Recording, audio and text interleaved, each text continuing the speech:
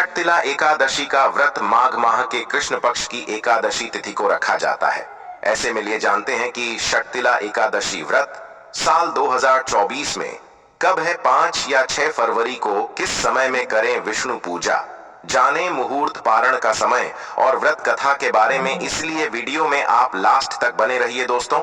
Hindu calendar के अनुसार माघ माह के कृष्ण पक्ष की एकादशी तिथि का प्रारंभ 5 फरवरी को शाम 5:24 पर होना है। यह तिथि 6 फरवरी को शाम 4:07 पर खत्म होगी। उदया तिथि का ध्यान करें तो षटतिला एकादशी का व्रत 6 फरवरी दिन मंगलवार को रखा जाएगा। षटतिला एकादशी 2024 पूजा का शुभ मुहूर्त 6 फरवरी को षटतिला एकादशी के दिन आप ब्रह्म मुहूर्त से स्नान आदि करके पूजा पाठ प्रारंभ कर सकते हैं। उस दिन ब्रह्म मुहूर्त प्रातः 5:30 से प्रातः 6:21 तक है। उस दिन का अभिजीत मुहूर्त दोपहर 12:30 से दोपहर 1:15 तक है। सुबह 10:02 से दोपहर 2:18 तक का समय शुभ है। षटतिला एकादशी शुभ योग षटतिला एकादशी वाले दिन व्याघात योग प्रातः काल से लेकर सुबह 8:65 तक है।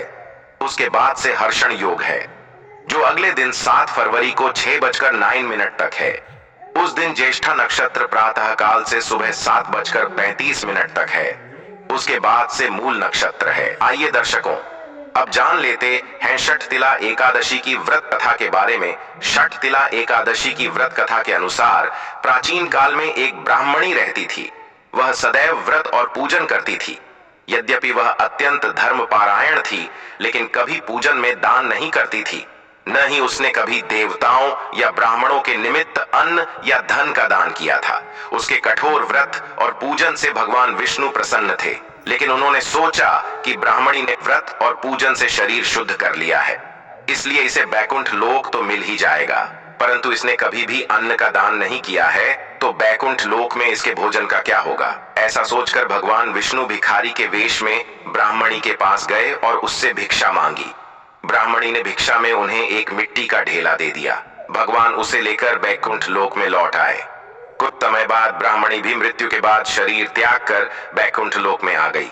मिट्टी का दान करने के कारण बैकुंठ लोक में महल मिला, लेकिन उसके घर में अन्न आदि कुछ नहीं था। ये सब देखकर वह भगवान विष्णु से बोली कि मैंने जीवन भर आपका व्रत और पूजन किया है, लेकिन मेरे घर में कुछ भी नहीं है। भगवान ने उसकी समस्या सुनकर कहा कि तुम बैकुंठ लोक की देवियों से मिलकर षटतिला एकादशी व्रत और दान का महात्म सुनो, उसका पालन करो। तुम्हारी सारी भूल गलतियां माफ होंगी और मनोकामनाएं पूरी होंगी। ब्राह्मणी में देवियों से षटतिला एकादशी का महात्म सुना और इस बार व्रत करने के साथ तिल का दान किया। मान्यता है कि षटतिला एकादशी के दिन व्यक्ति जितने तिल का दान करता है, उतने 1000 वर्ष तक बैकुंठ लोक में सुख